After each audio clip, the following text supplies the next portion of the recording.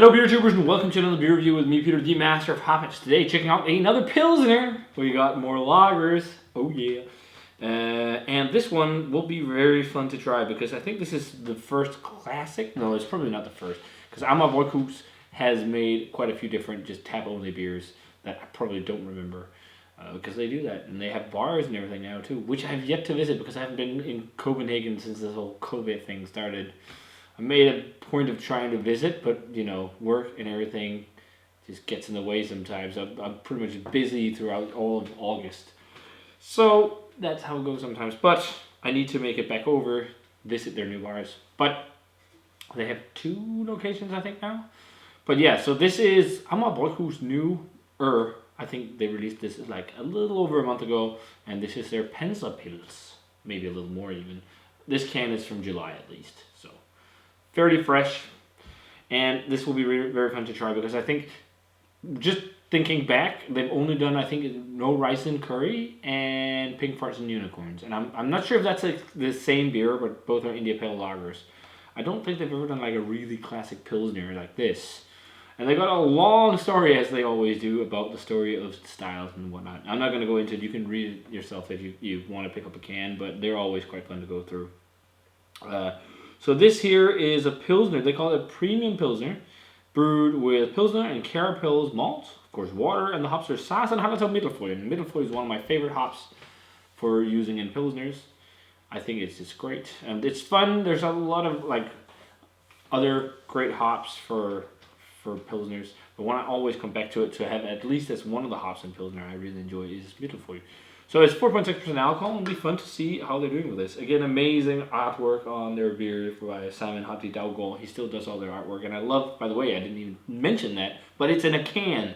They got a canning line at Amager now as well. So they're doing like both bottle format, small bottle format, now no half-liter bottles anymore, so small bottle format for some of their beers, 44 centiliter cans for others, and also big 750 bombers of their limited barrel age release stuff, and then of course kegs.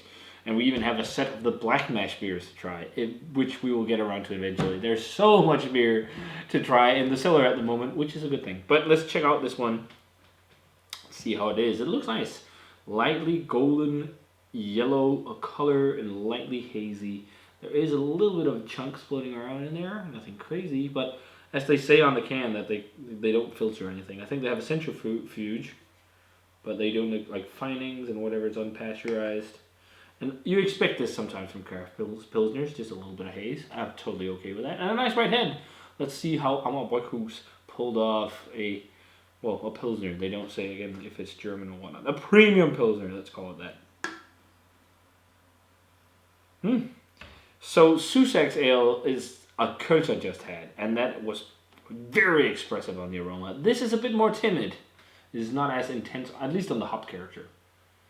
Sweet birdie malt, and definitely like this lemon elderflower thing I always get from Mittelfoy. Yeah, and Saaz is playing around with the classic kind of white pepper spice. Like that's what you always get from like Saaz hops. Yeah, it's a sweet, slightly grainy malt. It's actually not as popping on the aroma as I'd hoped. It smells like a more slightly restrained but very well balanced Pilsner. Yeah, let's try it, guys. Cheers.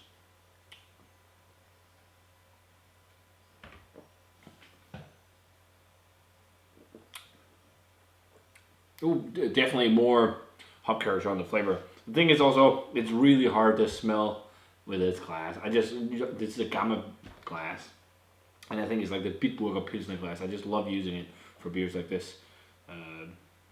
Yeah, just nice to drink out of. But definitely a nicer flavor profile. Again, as I said, like citrus and elderflower. I really get that from Mittelfoy. Then it has like a white pepper, spiciness from Saaz. Like if I worked at Amager, this would be probably what I'd be drinking all the time, along with Todd the X-Man. Todd the X-Man is so dope. They have that in all formats except 750 bottles. You get it in cans, small bottles, kegs. I think that's really cool. That's such a dope beer. When I did that Throwback Thursday episode, I forgot how much I missed Todd the X-Man. But it's nice though. Again, it's not like crazy hoppy and bitter. It's quite well balanced. It has like, I think there's a good amount of late hops in it because it has like a big, like intense hop character, or not intense, but it's quite hop forward, but it's not really bitter. So I think they restrained the bitterness a bit and just went with big late hopping additions on this one. Because it has that like big expression you'd get from almost like, you know, I don't know, like maybe not exactly Tippopils or something like that, but more well hopped pilsners without it just being really bitter. And then again, like a crackery, bready malt. It's a nice pilsner. I don't think it's my favorite Danish craft pilsner, but it's nice. It's good. I still think one of the best Danish craft lagers I've had in a while is Waldpils from Stobern. That was so dope for a South German pilsner. Really, really good. One of the best. I like that more than their Octopils. That was really good. But this is also very nice. Yeah, I think maybe it's also a little bit sweeter. I could have used a little bit more dryness personally, but it's still nice. And yeah, just a little more dryness and maybe a little bit more bitterness because I like dry and snappy bitter pilsners usually, mostly. And that's one of the reasons why I, for example, really love Ectopils from Øgne. What am I saying? Brewing. I was about to say Nøgne. I don't know what I was doing there. But yeah, this is a nice kind of, I don't know what you call it. This tastes kind of German to me, but to the sweeter side, which could be Czech. I think it's because it's kind of sweet and it's not really, that's why they call it premium pilsner, not like German pilsner or Czech pilsner or whatever, because it can fall in both categories really. And also like there is also well hopped Czech pilsners. I need to maybe experiment more with Czech pilsners too, because that's something I haven't really tried much of. And most of the Czech pilsner I've had has been like very old Pilsner Urquell, and that's not great, very old. It'd be fun to try some fresh Czech pilsner. So rating wise for the Amager Panzer Pils, I'm gonna go 88. It's a nice pilsner. I have some things I would like differently, but that's personal preference. But it's just nice stuff. I think this is definitely something you should check out, especially when you want to see how these guys can tackle a pilsner. They've done it quite well, just like they do with their other beers. But the big thing for me, I think that's dope right now, is that Todd the X-Man is in cans. So that's something that is definitely worth seeking out. It'd be fun to do a battle between can and bottle, see if there is a difference, how they hold up, something like that. I don't know. We'll see if I do that.